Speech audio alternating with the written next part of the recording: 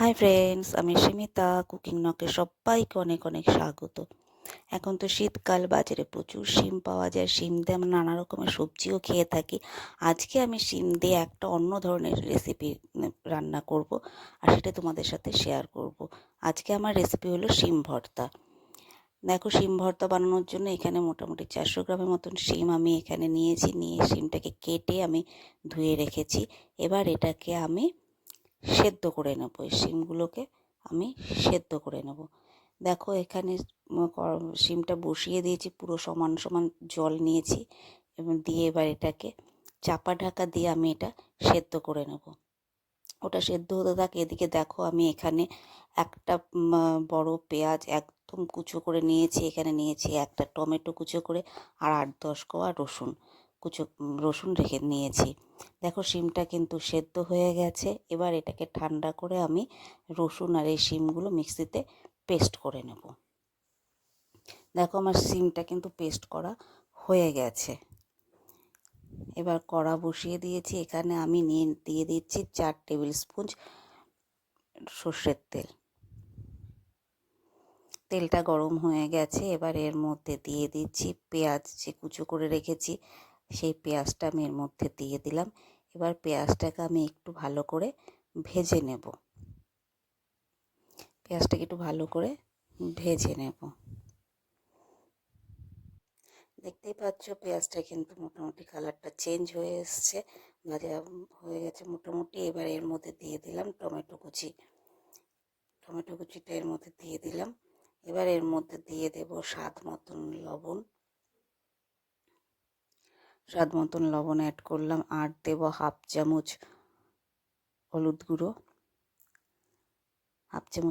দিলাম, আর দেব হাফ চামচ কাশ্মীরি লঙ্কার গুঁড়ো দিয়ে এবার এটাকে ভালো করে আমি কষিয়ে নেব।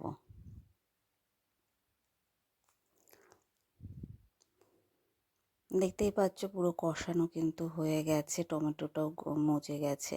এবার এর মধ্যে দিয়ে দিচ্ছি আমি যে শিমটা পেস্ট করে রেখেছিলাম, সেই শিমটা আমি এর মধ্যে দিয়ে দিলাম। এবার এটাকে ভালো করে মিশিয়ে নেব। দেখো, শিমটাকে ভালো করে মিশিয়ে নিয়েছি। এবার এটাকে লো ফ্লেমে আমি ভালো করে কষিয়ে নেব। জলটা জল আছে তো শুকিয়ে নেব। এদিকে দেখো, আমি 8-10টা কাজু আর 3টে কাঁচা লঙ্কা নিয়ে নিলাম। এবার এটাকে আমি পেস্ট করে নেব। দেখো, আমার এই কাজুর পেস্টটা কিন্তু রেডি হয়ে গেছে। দেখতে পাচ্ছ, পেস্টটা কিন্তু রেডি হয়ে গেছে। এদিকে দেখো, শিমটা কিন্তু মোটামুটি হয়ে শুকিয়ে এসছে, আর দেখো কালারটাও কিন্তু অল্প চেঞ্জ হয়ে গেছে। এবার এর মধ্যে দিয়ে দিচ্ছি কাজু বাটা। যে কাজুটা আমি বেটে রেখেছিলাম সেই কাজু বাটাটা দিয়ে দিলাম, আর এখানে দিয়ে দিচ্ছি ওই মিক্সি ধোয়া জলটা অল্প দিয়ে দিলাম। দিয়ে এবার এটাকে ভালো করে মিশিয়ে নিচ্ছি।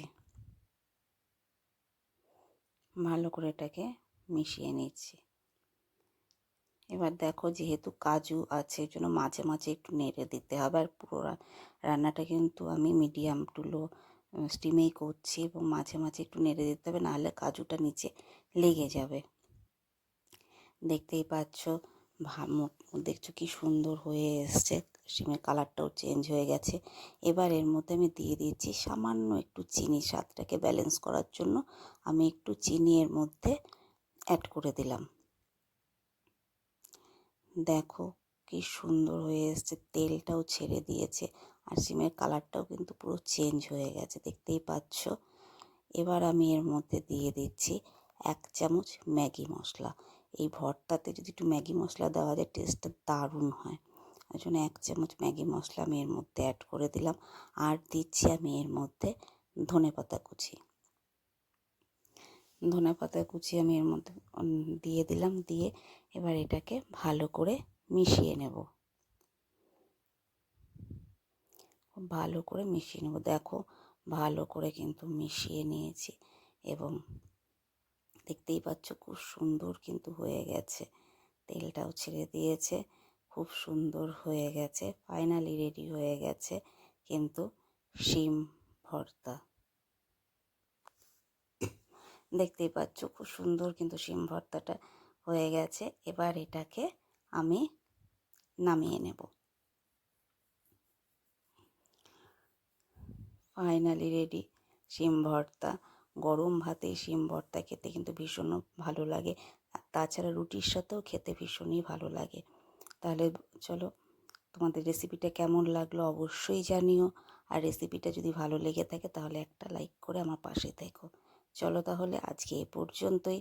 আবারও আসবো অন্য কোনো দিন অন্য কোনো একটা রেসিপি নিয়ে। তোমরা সবাই খুব ভালো থেকো, সুস্থ থেকো।